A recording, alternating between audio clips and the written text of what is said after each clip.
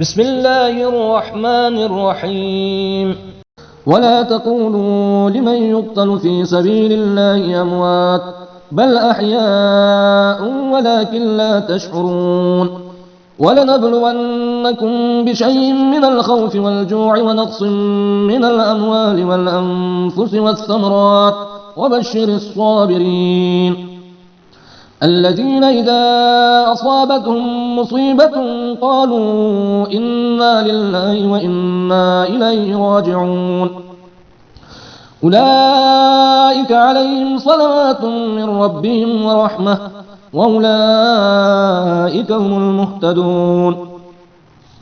إن الصفا والمروة من شعائر الله فمن حج البيت أو اعتمر فلا جناح عليه أن يطوف بهما ومن تطوع خيرا فإن الله شاكر عليم.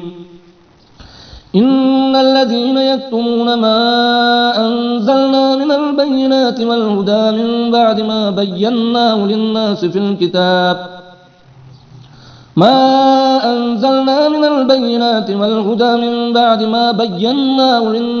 في الكتاب أولئك يلعنهم الله ويلعنهم اللاعنون إلا الذين تابوا وأصلحوا وبينوا فأولئك أتوب عليهم وأنا التواب الرحيم.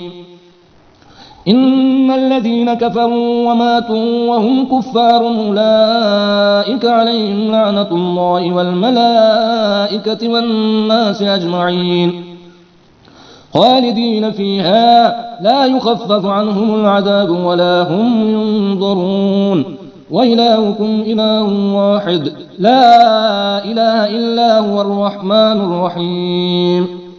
صدق الله العلي العظيم.